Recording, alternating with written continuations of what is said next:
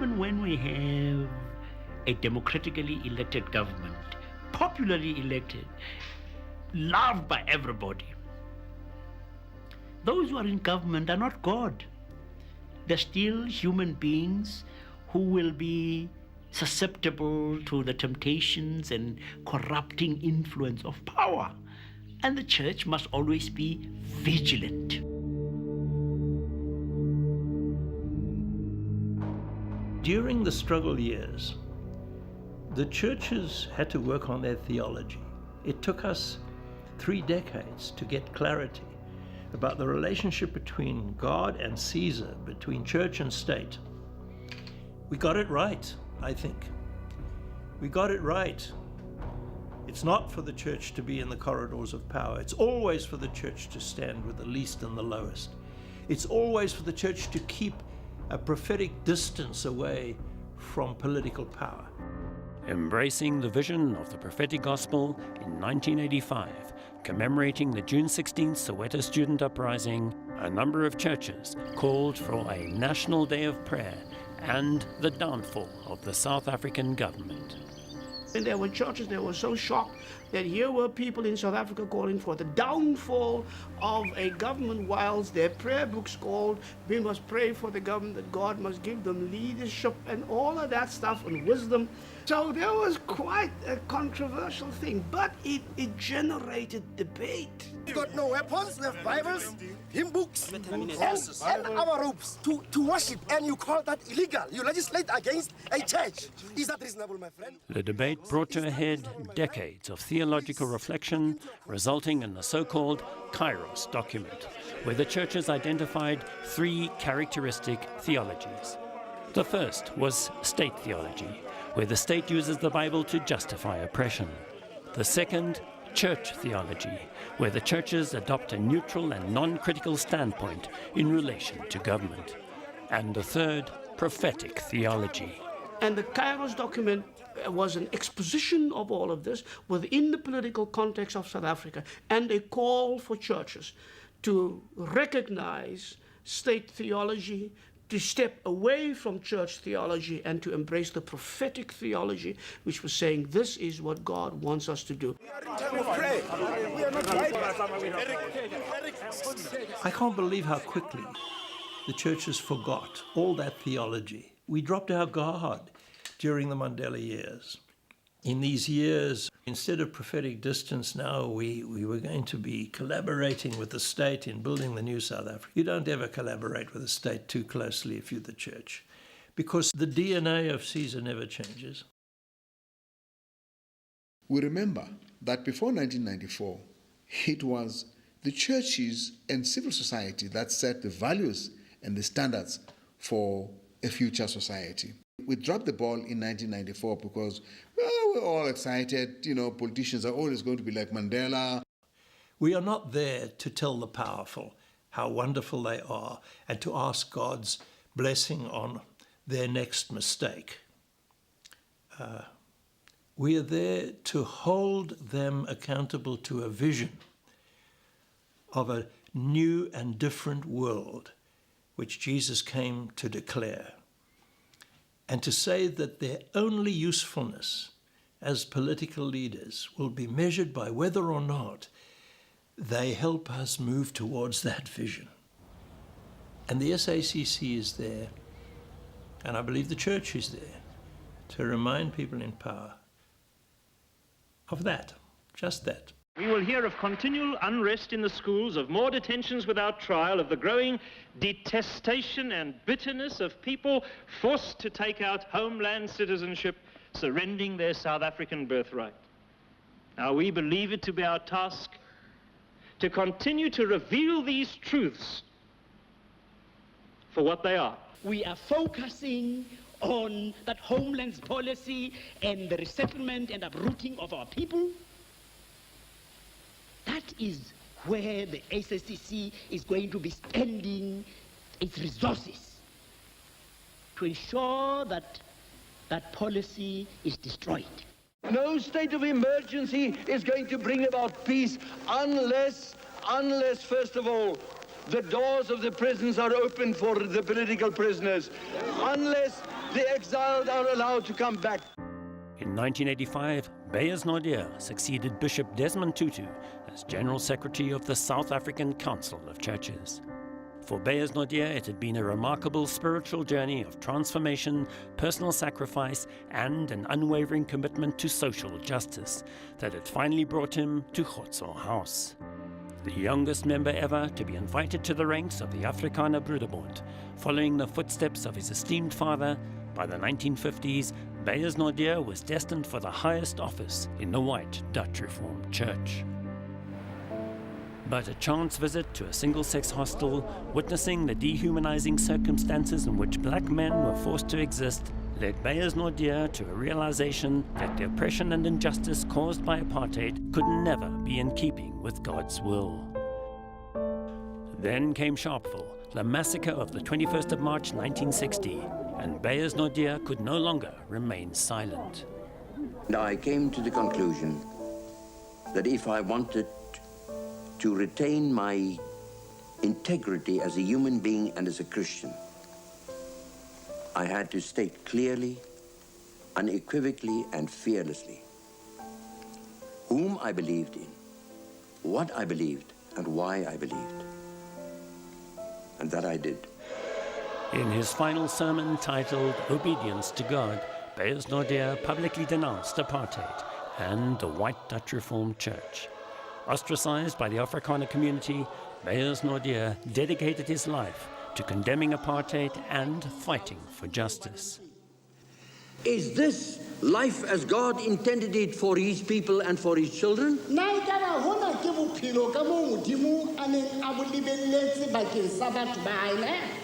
Is this the fullness that Christ is talking about? If this is what God has intended, I, for one, do not want to acknowledge and worship such a God. In 1978, Beyers Naudé was banned by the apartheid regime for 7 years. Beyers was a very strong influence in my life. To put it bluntly, I hated all white people. I looked at the way they treated my mother, and then what happened in our community and how they treat our people. So meeting Beyers Naudé was something else. He forced me to revise my perspective on people. I had to ask myself, if this is one white man who could change his life, who could take the risk, who could cross the line, stand by us, and he was punished for it severely, then I can no longer say that all whites are racist and all whites are oppressors. The second thing that Beyers made me understand was how important it was for apartheid and for the Afrikaner to have the moral and theological justification from the Bible and from the Reformed tradition. Can we reclaim the Reformed tradition from the whites, take it out of their hands that perverted it so much, and make it a faith that can serve the cause of liberation and justice in South Africa and elsewhere? That was Beyers. And of course, as a person, he was just an amazing man. Eventually said to their parents, where were you when all this happened? Why didn't you say something when it needed to be said?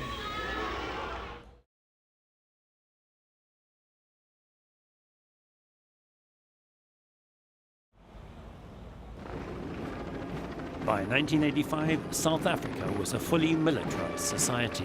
Since 1967, compulsory conscription had seen every white male over the age of 16 drafted into military service. With increased resistance to apartheid, these conscripts were now being deployed to patrol and suppress protest in the black townships. By the mid-1980s, a small but growing number of young white men began refusing to be conscripted. This led to the End Conscription campaign, initiated by the Black Sash. Those young men did need all the support they could get, because you say, I'm not going into the army, you're going into jail guaranteed for 2 years. And when you get out, they'll ask you the same question. And when you still refuse, unless you run out of the country, you'll go back into jail. The campaign intensified with a call by the ECC for an end to troops in the township. For the first time, black and white mothers were brought together in a call for justice and peace.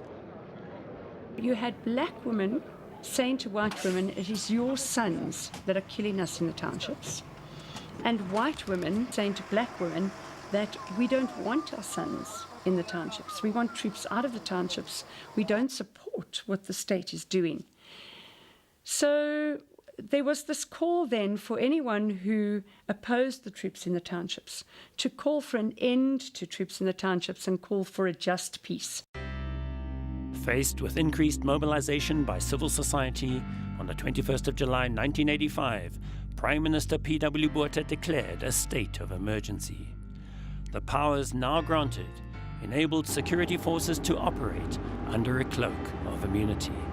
Mass detentions without trial took place countrywide.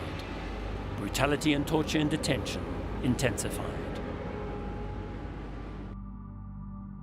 Back in Khotso House, Audrey and Max Coleman initiated the detainees' parents' support committee when their activist son was arrested and taken into detention. Audrey started standing with a poster about how many days her son was in detention and encouraging other people to, in that way, publicize what was happening. The DPSC were an amazing group and a very vulnerable group, caring for the families and the dependents of people who were in prison. They had to find the strength to endure detention without trial and often torture. The knowledge that their dependents, their families, their wives, their husbands, their kids were being cared for was an enormous morale booster for them. The detainee parents support committee at that stage was writing articles in the press. My husband went every day to John Foster Square. Everything was recorded. My husband was meticulous about putting all the facts down, the names of the detainees and everything else, and we let people overseas know. People were dying in detention, and DPSC did not halt the deaths in detention, but they probably prevented deaths that would have happened should there have not been a focus through DPSC's actions and through the questions in Parliament and through the lawyers' letters. In July 1987, Frank Chikani, a Christian activist who had been detained and tortured a number of times, succeeded Beyers Naudé to become the General Secretary of the South African Council of Churches. And all the oppressed majority will conclude beyond doubt that there is no more a peaceful effort of changing South Africa. At the time they were looking for the General Secretary, I had gone underground. They needed an activist who could lead the Council of Churches during those very difficult times. And I didn't have to go and plan what to do. I went in there, the agenda was clear. You know, you had to minister to the victims, you had to take leadership, you speak on behalf of the people. Because the SACC was playing such a pivotal role in the country, the state sought to silence Frank. One afternoon, everybody was leaving to go home, and Frank was across the road in Durra House, where St. Mary's Cathedral was. And I was in his office when the phone rang, and it was Beverly, who worked down the hall, and she said, Marge, there's a man with a gun to my head, and he wants Frank. So I spoke to him, and he said, I need Frank, and where is he? You have to find him, and you have to bring him here, or else I'm going to shoot Beverly. So I put the phone down, and I phoned Frank at St. Mary's Cathedral and said, whatever you do, don't come back, but what you advise me to do. And Frank said, talk to him again, try and establish who he is, what he wants, what his demands are, and in the meantime, call the flying squad. So I spoke to this young man, by this time panicking, and he said, could I please get hold of his police handler? I took the name of his police handler, and I tried to phone him, couldn't get hold of him, phoned the flying squad, and so the flying squad came. And these guys were creeping down the passage, and they said to me, get down, and they had full riot gear. And it was so surreal because this guy was part of their system. So I said to them, don't be ridiculous, he's one of yours. Anyway, they grabbed him and made a big show of leading him out and whatever, but he was there to kill Frank. Headquarters of the South African Council of Churches, the Black Sash and affiliates, and offices of the United Democratic Front, trade unions, and other anti-apartheid organizations, Khotso House had long been an iconic symbol of hope and refuge in the struggle against apartheid. On the 1st of September 1988, under direct orders from Prime Minister P.W. Botha, security operatives placed a bomb in the basement of Khotso House. In the early hours of the morning, the bomb exploded, devastating the building. With 19 people injured, miraculously no one was killed in this, the apartheid regime's most desperate and vicious attack on the South African Council of Churches and civil society to date. Picking up the pieces, the SACC relocated to downtown Johannesburg and, in a new resurrected Khotso House, continued their ministry and fight against the injustice and oppression of apartheid. A year later, in 1989, a second attempt was made on the life of SACC General Secretary Frank Chikane.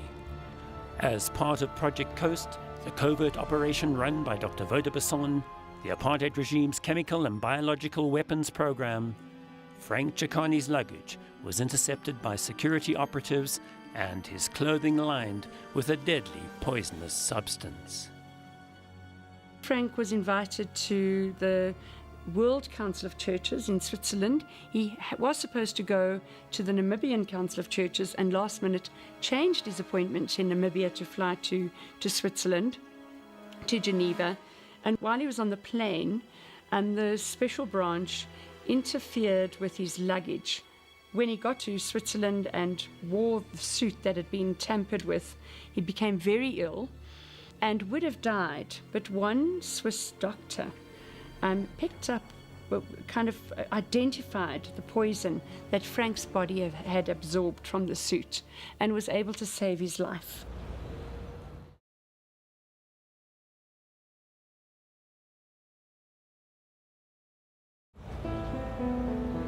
Withstanding the relentless onslaught by the apartheid regime, the mass democratic movement progressively intensified the struggle inside South Africa.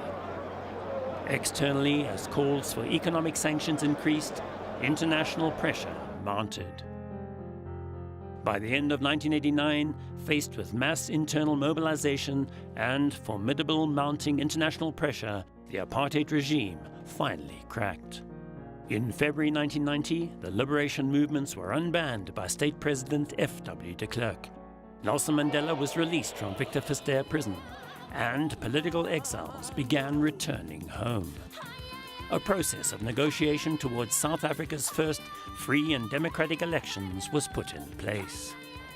I'm Des Latham. Good evening.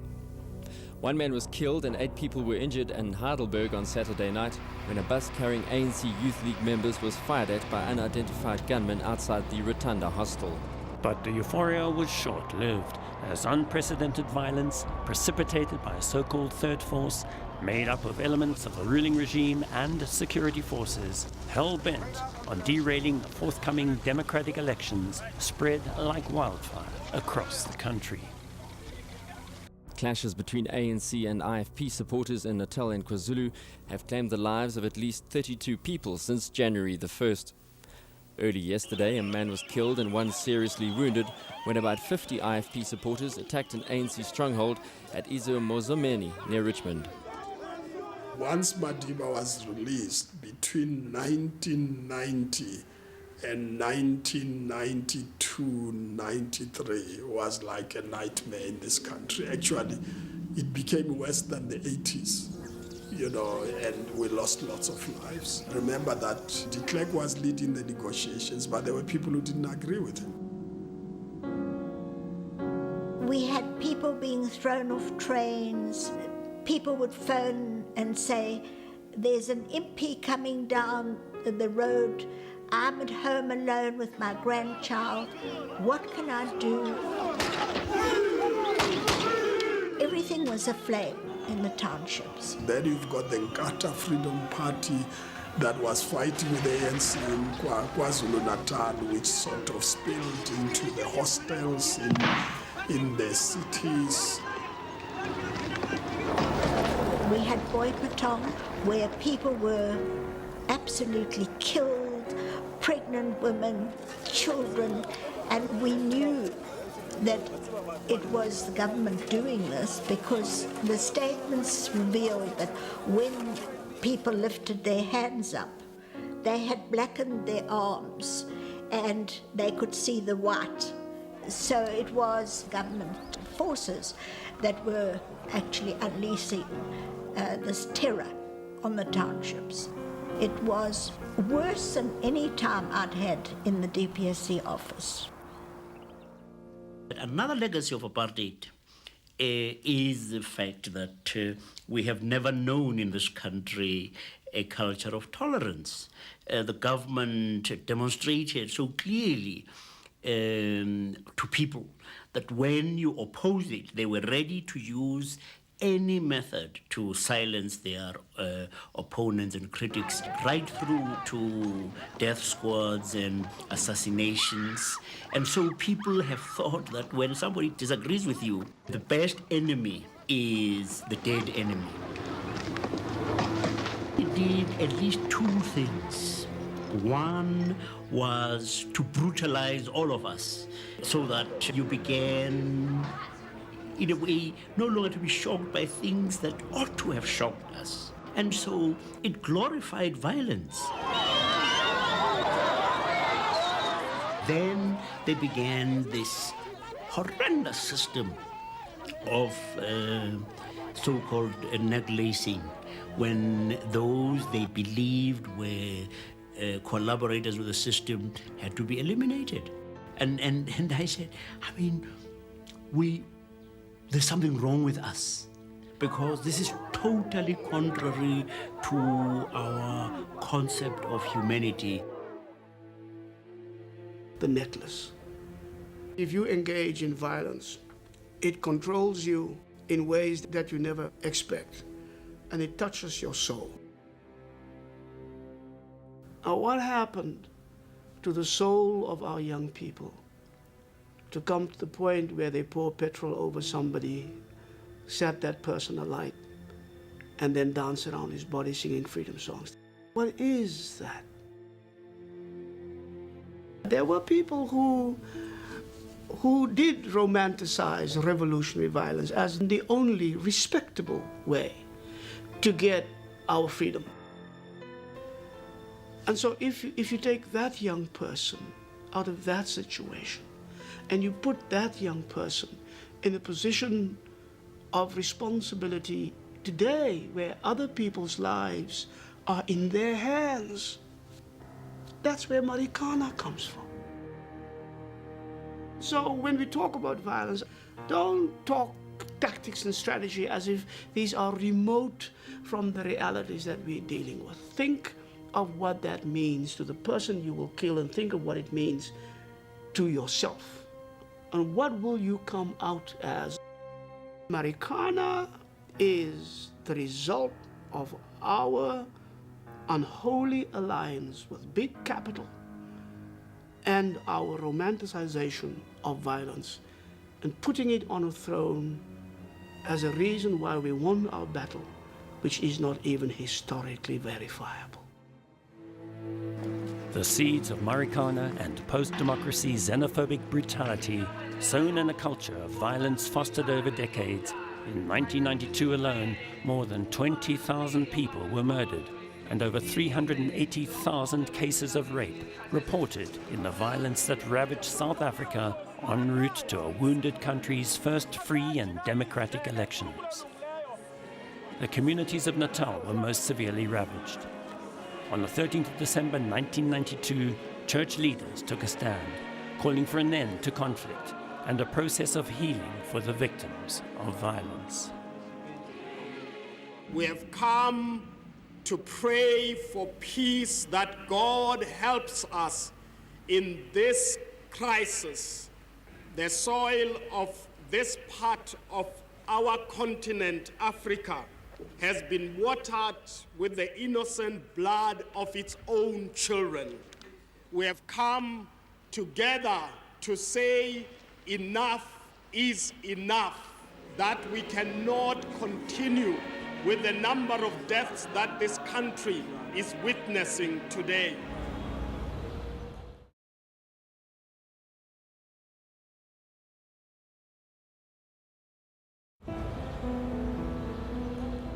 Miraculously, with South Africa's first free and democratic elections on the 27th of April 1994, the third force melted away and the violence ceased.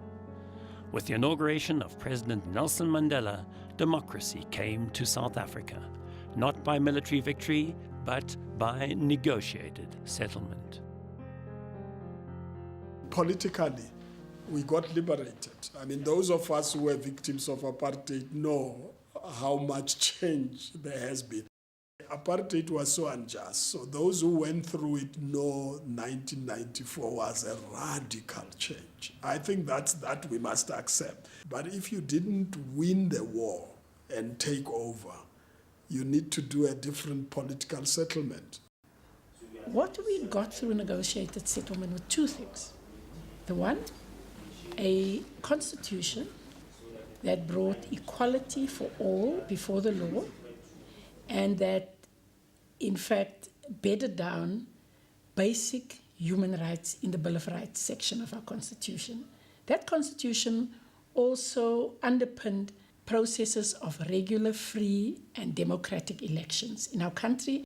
It was, I believe, an absolutely essential and necessary step in the journey to freedom.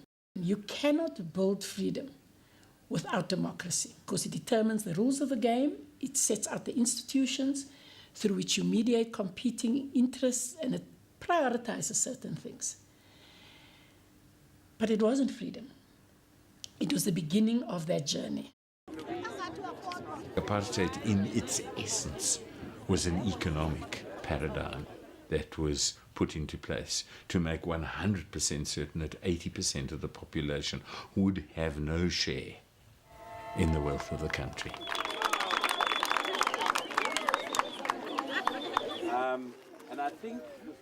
And although the imagination of a rainbow is certainly a vision that many, many people bought into, I think that a lot of people after 20 years have become cynical and disillusioned about the fact that this was just a trick and that basically their circumstances have not changed at all. If the rational lot in South Africa doesn't find a solution to the economy, a radical generation will come and dictate what happens. So we need a solution where people can have a stake in the system. If they don't have a stake in the system, they'll destroy it. This is Kalini in the Northwest Province, 23 years into democracy. This is South Africa today. In the shadow of Ventersdorp, with its historical spectre of Eugene Terreblanche and the Afrikaner Weerstandbeweging, racial tensions simmer close beneath the surface. On the 20th of April 2017, 16-year-old Mahlomola Mashiu was caught stealing a sunflower. What happened next is the disputed substance of the rage and violence that erupted and tore through Kalini. The two white farm workers who apprehended Mahlomola say they were driving him to the police station when he jumped off the back of their moving bakkie. Outraged, the community alleges that Mahlomola was beaten and then thrown off the back of the moving vehicle. Either way, he died of a broken neck. In the violence and rage that erupted, shops of foreign nationals were looted and destroyed, vehicles were torched, and random white-owned homes were burnt and razed to the ground. A year later, peace and order have returned to Kalini. A peace forum with representatives from all stakeholders in the community has been established. People are talking to one another, searching for common ground and navigating the way forward.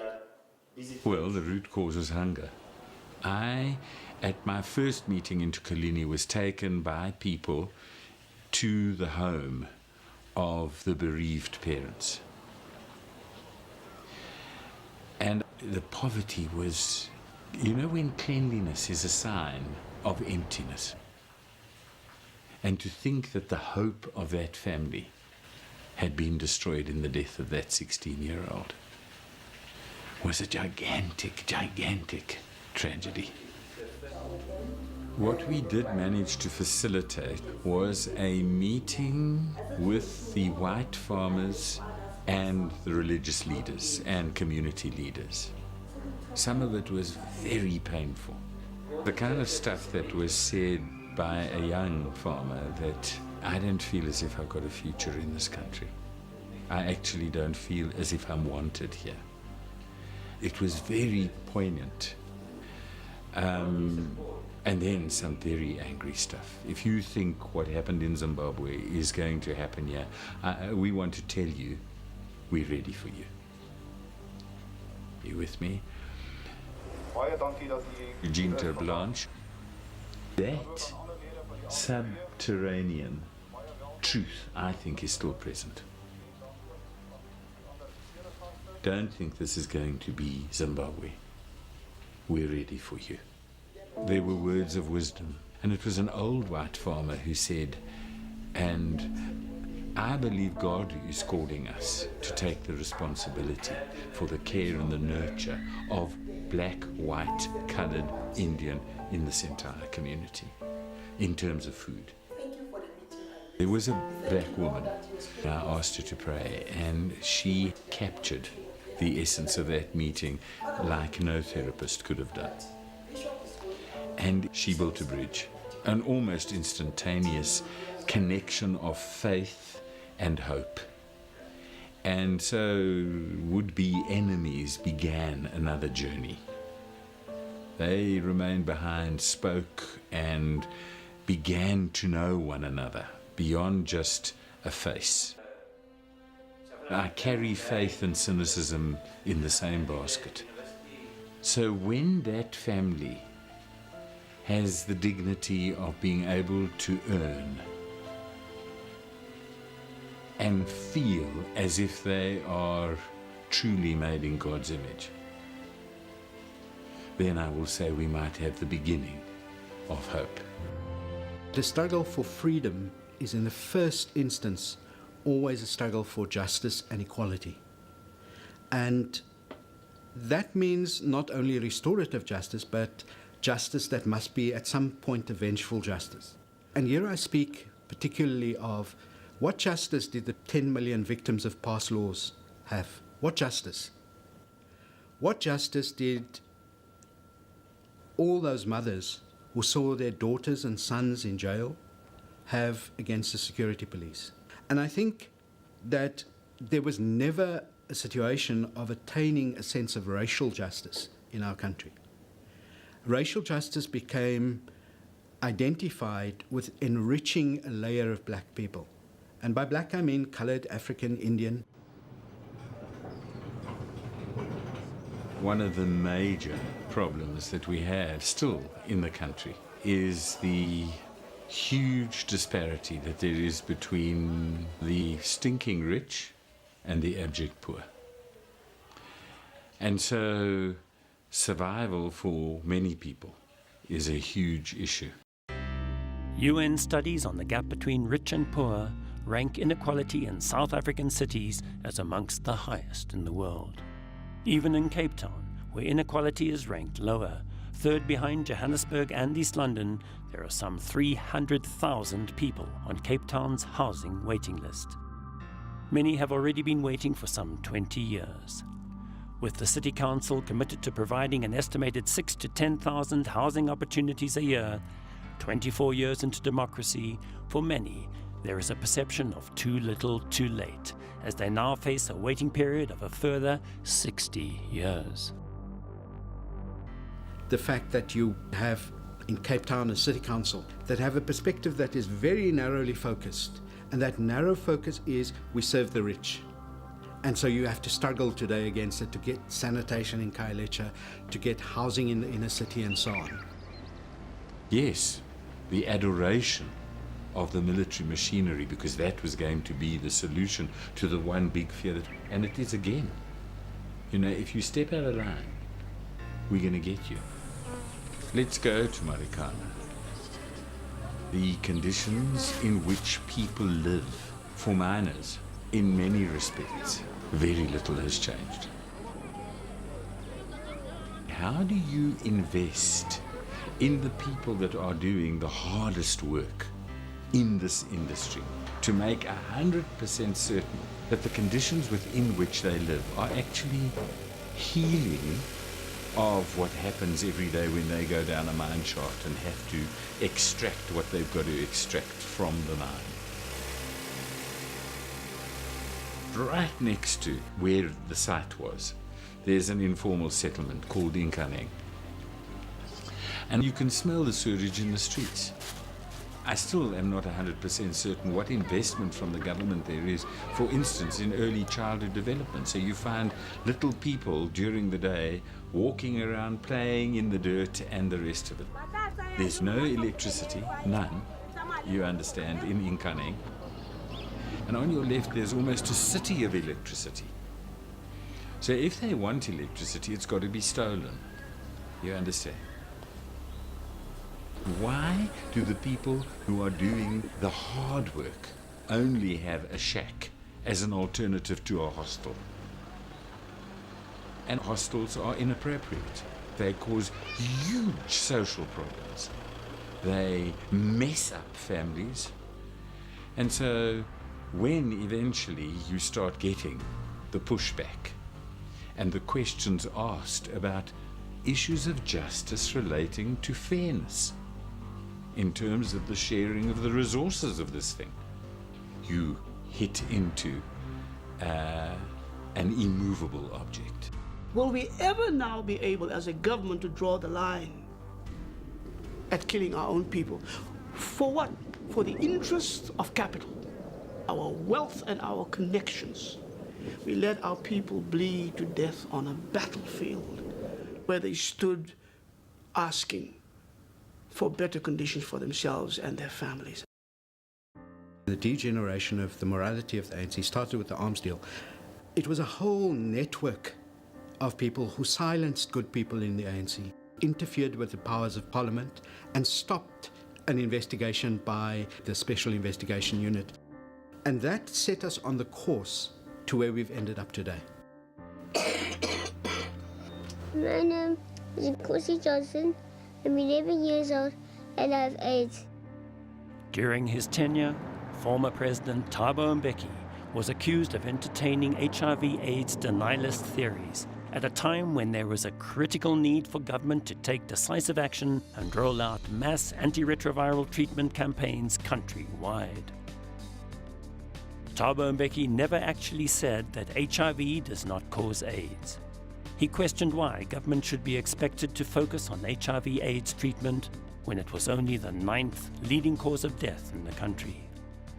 The Treatment Action Campaign, founded by activist Zaki Ahmad, claims that some 300,000 avoidable AIDS deaths occurred as a result of the government's stance on AIDS during former President Thabo Mbeki's tenure. I believe there should be the equivalent of a Truth and Reconciliation and Justice Commission to allow people who lived through the period, who lost hundreds of thousands of family members, to be able to express their grief and to get some sense of justice and closure. It is a moral failing in leaders when they cannot listen to a different opinion, and particularly a correct different opinion. So in this case, the hubris demonstrated found its way into the hubris of the ANC, into the DNA of the ANC. I made a mistake myself. I used to say the ANC can never go wrong. We were in the trenches, we went underground. People came with money to buy us, we refused the money. We wanted our freedom. I used to say, nobody can buy an ANC cadre, because we were not on sale. You couldn't buy us during the struggle. But I discovered later, once they got into government, they were thoroughly corruptible. And we forgot they are human beings. And that's why I took a stand.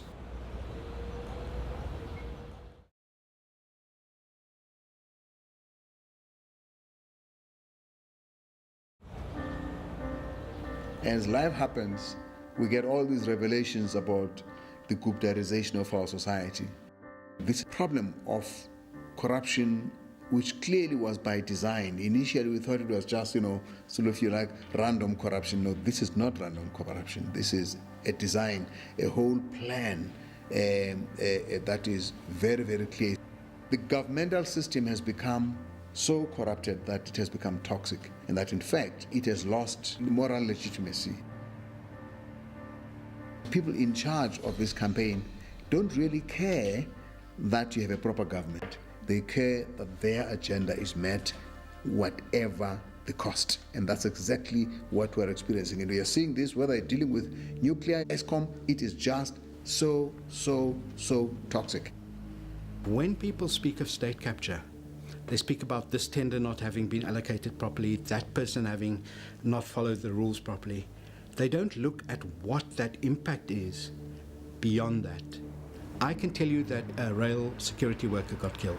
I can tell you that a young man who was a soccer player in the southern suburbs got killed by criminals on the train. But why does that happen? It's because of corrupt contracts, whether for security, whether for entry and egress into trains and so on. That is what state capture means.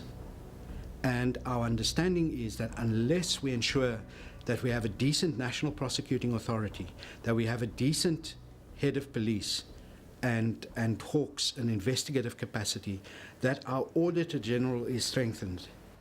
If we don't pay attention to those things, then our struggles for decent sanitation, decent public transport system, for sexual offences courts, all that will be lost. The South African Council of Churches launched 2 years ago a campaign called The South Africa We Pray For, because we believe there is something we could call the promise of the post-apartheid South Africa, which we're not experiencing today.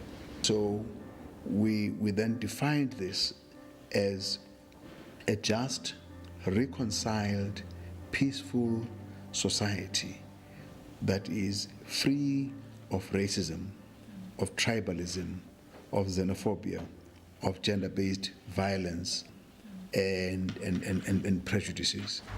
In search of the promise of a post-apartheid South Africa, this is Sannieshof, some 60 kilometers up the road from Kalini. Friday, 16th of March 2018. The community once again outraged at racial injustice. Anger simmers close to the surface, threatening another outbreak of rage and violence. They phoned me and asked me if I would come. A young man who suffered with mental dysfunction somehow found himself on Mr. van Rooyen's farm, and he was beaten up. He was taken to hospital and was buried on the 10th of March. And the reason they asked me to come in was because the community was hysterically angry about the fact that there were no arrests. His life didn't seem to matter. Mandated by the Church Unity Commission to conduct hearings in situations such as these across the country, the Reverend Bishop Paul Verheyen stabilized a volatile situation with 3 assurances. Firstly, he had been in touch with the Premier's office and would ensure that this incident continued to receive his attention. Secondly, he would go with members of the community after the meeting to make representation to the commander of Sannieshof Police Station. And thirdly, in their presence, he put through a call to lawyers for human rights, confirming legal representation, counseling, and advice for the bereaved family. Some of the anger then directed itself very much onto myself. I think we've got communities that are deeply suspicious about anything that looks like hope. Those leaders that were conducting that meeting, they really were on a knife's edge, negotiating sense, negotiating, hopefully, a different way of dealing with what is an unacceptable situation.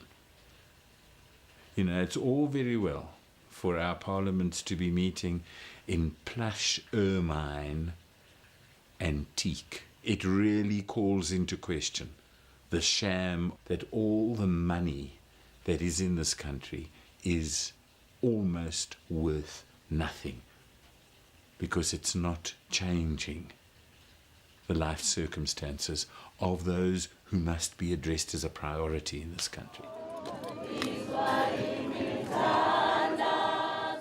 Our commitment is that there be life in our society. And so that's why we're saying this convention process is to reimagine, redesign, and reorganize for a better South Africa that all of us can be proud of. And that's the direction we're taking. You've got the participants that come from the Muslim tradition, from the Jewish tradition, and from the Hindu tradition, because it is a broad, all South African participation to the extent that we can do it. And we're saying there comes a time when it is of moment to restore the sovereignty of the citizenry over its servant, the government. We are saying this is that time.